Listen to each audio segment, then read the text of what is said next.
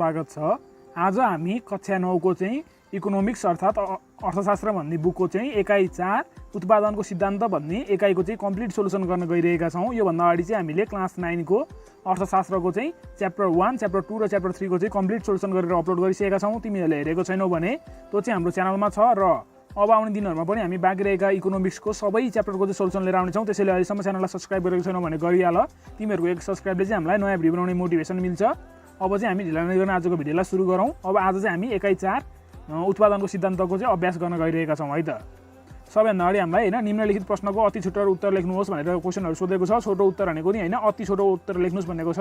क नम्बरमा उत्पादन भनेको के हो भनेको छ। यसको उत्तर हेर। उत्पादन भनेको त्यस्तो आर्थिक क्रियाकलाप हो जसमा उत्पादनका साधनहरूलाई उत्पादनमा परिणत गरिन्छ। अब पछाडि ख नम्बरमा उत्पादन फलनको परिभाषा दिनुहोस् भनेको छ। वस्तुको उत्पादन परिमाण र उत्पादनका साधनहरू बीच प्राविधिक सम्बन्धलाई चाहिँ उत्पादन फलन भनिन्छ।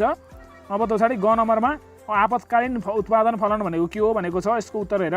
उत्पादनको एउटा मात्रै साधन वा परिवर्तनशील साधन परिवर्तन गरी उत्पादनका अन्य साधनहरू स्थिर राख्दा उत्पन्न कसरी परिवर्तन हुन्छ भन्ने कुरा देखाउने फलनलाई चाहिँ आपतकालीन फलन अल्पकालीन फलन भनिन्छ हैन। त पछाडि घ नम्बरमा दीर्घकालीन उत्पादन फलन भनेको के हो भनेको छ।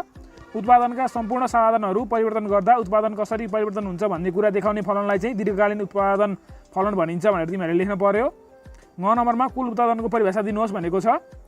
यो भनेको चाहिँ यसको उत्तर हेर। एउटा निश्चित समय अवधिमा उपलब्ध उत्पादनको परिवर्तनशील साधन र वा श्रम प्रयोग गरी उत्पादन गरिएको वस्तु वा सेवाको कुल परिमाणलाई चाहिँ वस्तुको कुल उत्पादन भनिन्छ भनेर लेख्न पर्यो।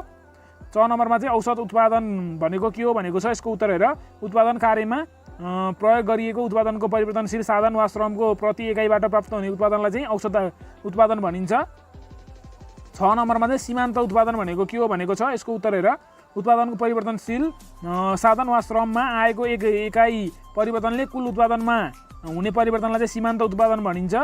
अनि ज नम्बरमा परिवर्तनशील अनुपातको चाहिँ नियम लेख्नुहोस् भनेको छ। यसको एन्सर यहाँ दिएको छ। उत्पादनको स्थिर साधनहरूलाई यथावत राखी परिवर्तनशील साधन वृद्धि गर्दै जाँदा सुरुमा कुल उत्पादनको बढ्दो दरमा बढ्छ। एउटा निश्चित बिन्दु पश्चात चाहिँ बढ्दो दर बढ्छ र अन्त्यमा बढ्न थाल्छ। यसलाई नै परिवर्तनशील अनुपातको चाहिँ नियम भनिन्छ भनेर तिमीहरूले लेख्न सक्छौ। त्यो पछाडि झ नम्बरमा परिवर्तनशील अनुपातको नियमका विभिन्न चरणहरू लेख्नुहोस् भनेको छ।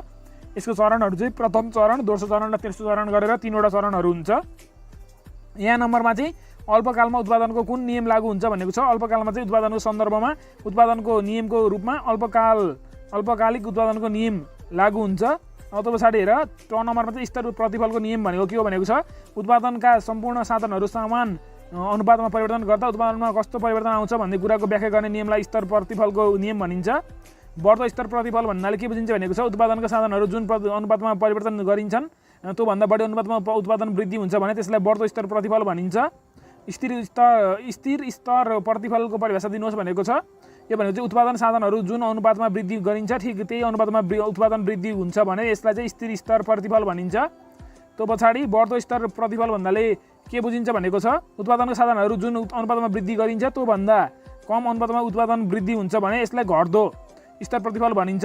त्यो पछाडि 8 नम्बरमा हेर। परिवर्तनशील अनुपातको नियम र स्तर प्रतिफलको नियम बीच कुनै एक भिन्नता लेख्नुहोस् भनेको छ। यसको मैले यहाँ लेखेको छु, तिमीहरू पढ्न सक्छौ हैन। यसरी हामीले यो क्वेशनलाई सल्भ गरिसके पछाडि अब निम्नलिखित प्रश्नहरूको छोटो उत्तर लेख्नुहोस् भनेर 2 नम्बरमा पुगेको छौँ। क नम्बरमा चाहिँ कुल उत्पादन, औसत उत्पादन र सीमान्त उत्पादनको अवधारणा व्याख्या गर्नुहोस् भनेको छ। अब मैले यहाँ 1 नम्बरमा कुल उत्पादनको व्याख्या गरेको छु भनेदेखि दोस्रो नम्बरमा औसत उत्पादनको गरेको छु र तेस्रो नम्बरमा चाहिँ सीमान्त उत्पादनको चाहिँ व्याख्या गरेको छु अवधारणाको। तिमीहरू यहाँ पढेर लेख्न सक्छौ है त एन्सर। त्यो पछाडि ख नम्बरमा उत्पादन भनेको फलन भनेको के हो, यसका प्रकारहरू लेख्नुहोस् भनेको छ। वस्तुको उत्पादन परिमाण र उत्पादनका साधनहरू बीच प्राविधिक सम्बन्धलाई उत्पादन फलन भनिन्छ भनेर लेखेको छु। अनि यसका प्रकारहरू भनेको अल्पकालीन उत्पादन फलन हुन्छ र अर्को हुन्छ दीर्घकालीन उत्पादन फलन। त्यसको बारेमा मैले यहाँ व्याख्या गरेको छु, तिमीहरू यहाँ हेरेर लेख्न सक्छौ है त। त्यो पछाडि हेर। अब अर्को हाम्रो ग नम्बरमा परिवर्तनशील उत्पादनको नियम विभिन्न चरणहरू के हुन् संक्षेपमा व्याख्या गर्नुहोस् भनेको छ। यसको नियमहरू चाहिँ 3वटा हुन्छ। एउटा हुन्छ प्रथम चरण, अर्को हुन्छ दोस्रो चरण र अर्को हुन्छ तेस्रो चरण। 3वटैको बारेमा मैले संक्षेपमा व्याख्या गरेको छु, तिमीहरू यहाँ हेरेर लेख्न सक्छौ है त। त्यो पछाडि अर्को हामीलाई घ नम्बरमा बढ्दो स्तर प्रतिफल र स्थिर स्तर प्रतिफलको चित्रसहित व्याख्या गर्नुहोस् भनेको छ। अवश्य अगाडि मैले यहाँ बढ्दो स्तर प्रतिफल भनेको के लेखेको छु। अब यसको रेखाचित्र मैले यहाँ यतापट्टि साइडमा एउटा बाक्सा बनाएर यसको भ्यालुहरू राखेको छु। यो अनुसार मैले यसको रेखाचित्र यहाँ बनाएको छु, तिमीहरू हेर्न सक्छौ। अब यो रेखाचित्र बनाइसके पछाडि यसको व्याख्या चाहिँ मैले यहाँनिर गरेको छु।